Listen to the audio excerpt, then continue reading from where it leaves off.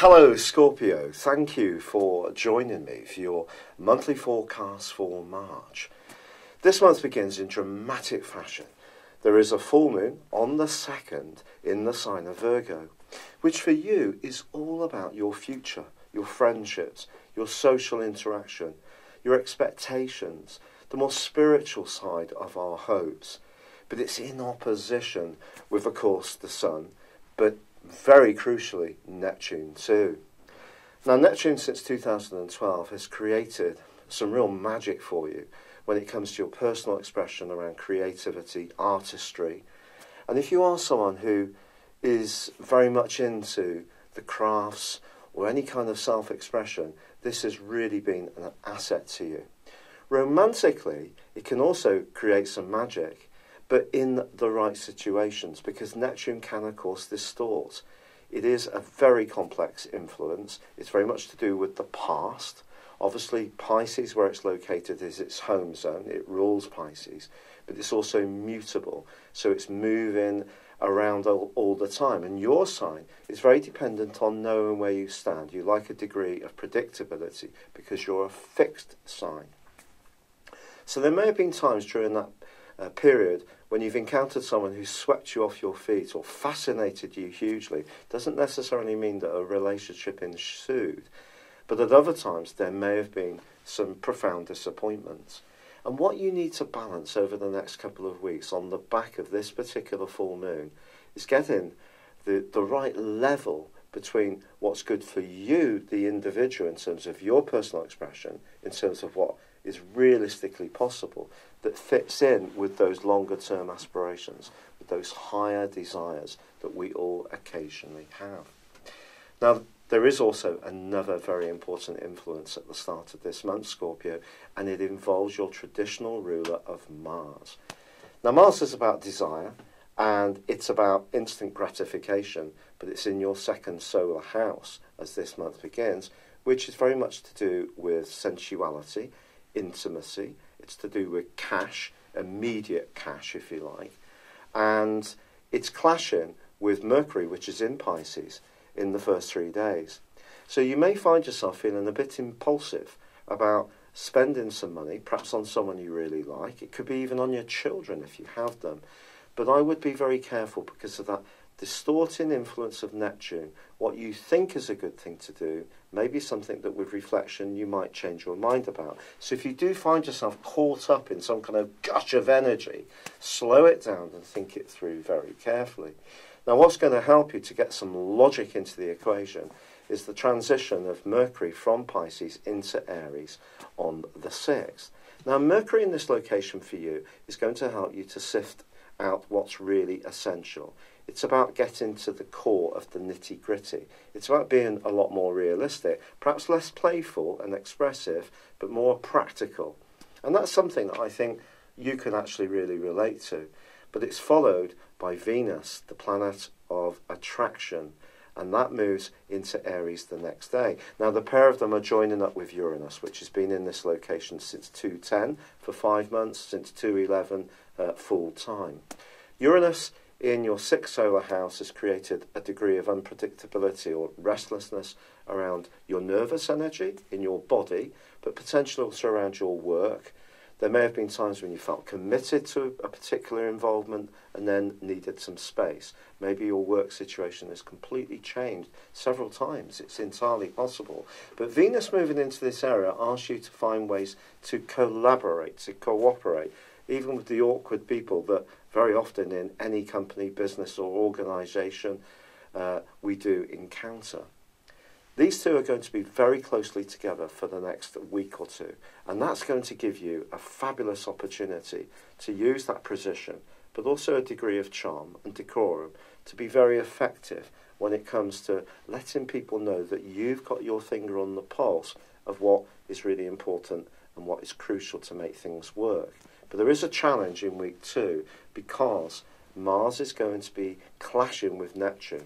Now, of all the planetary aspects that can cause mischief, this is one of the standout ones for deception. I've got to be brutally honest with you.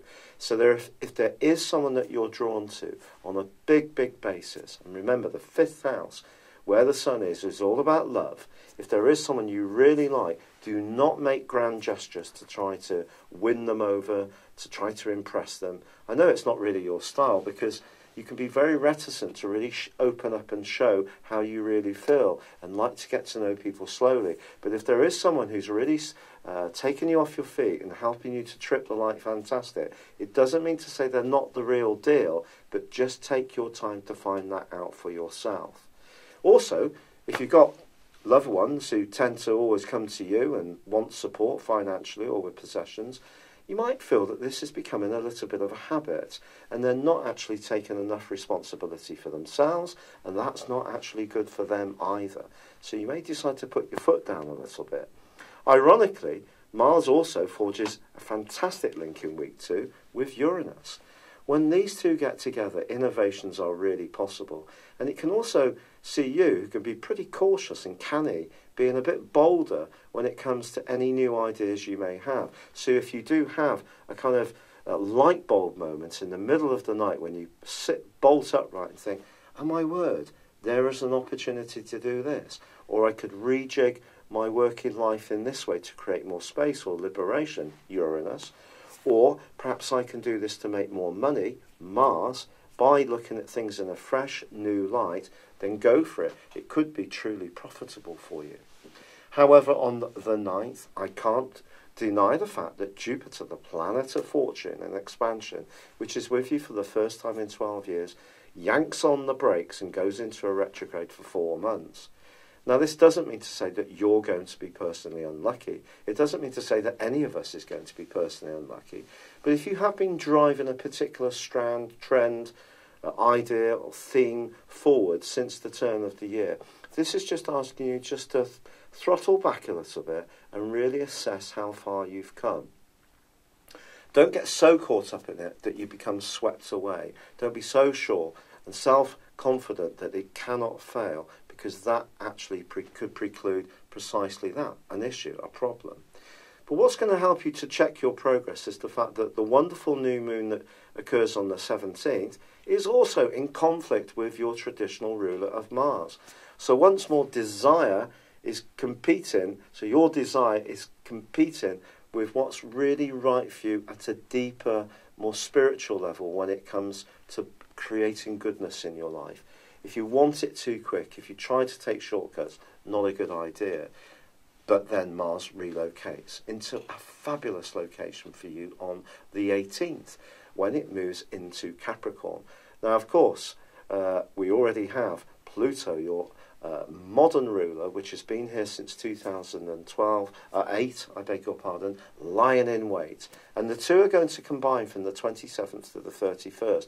If you've got something to say and you really feel it's important and you want to say it, the reticence that you often show will be swept aside and you will punch out your point of view, whatever anyone else thinks. But be prepared for the shake-up it may create, the fallout, because this can be quite a ruthless combination.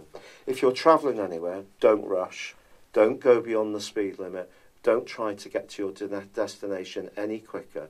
Go at a timely rate, and if possible, even the scenic route.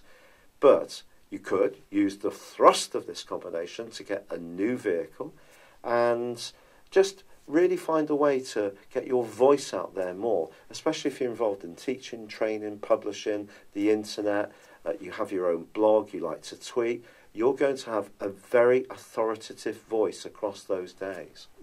But on the 21st, the Sun joins up with Uranus, Mercury, Venus in the sign of Aries, which is about your body, it's about organisation, health, fitness, structure, and this gives you a great chance to shake things up.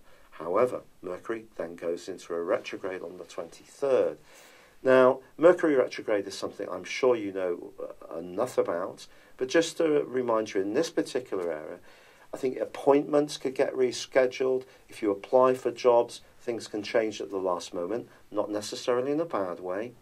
But Mercury is often seen as being a bad thing, so a malevolent influence. I actually think the retrograde gives us a chance to sort things out. So if your house is a bit disorganised, you're not someone who likes your personal paperwork and it's scattered around, which sounds like me. And I have, after all, got a partial ascendant in a Scorpio, as well as having Pluto, Neptune and Jupiter in this location at the present time, due to my directed Pluto being in Scorpio.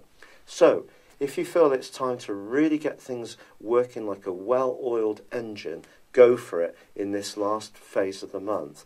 Because although Mercury retrograde may trip you up in some ways, it is going to create some opportunities. So keep your eyes peeled if you are looking for a new job on the situations vacant.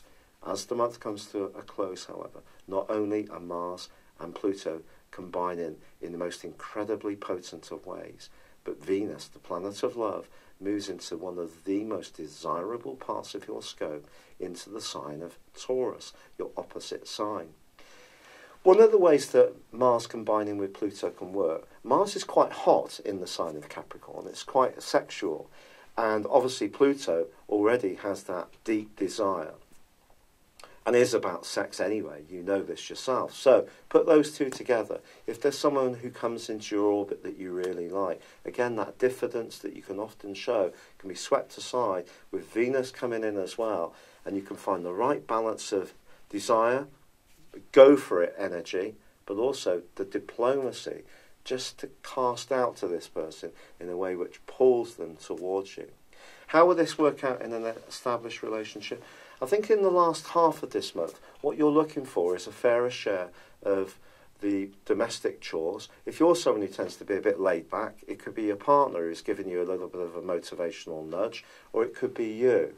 It really depends. The one thing you should avoid in a long-standing relationship is focusing too much on the minutiae of things. Continue to see the big picture. That's crucial. But as the month comes to a close, you're really going to be giving out the most magnetic, magnificent vibration. And it gives you a taste of what's coming for you in April, which could be truly exciting. It's been a real pleasure being with you. I'd love it if you'd subscribe, comment or like on my channel. For now, good luck and goodbye.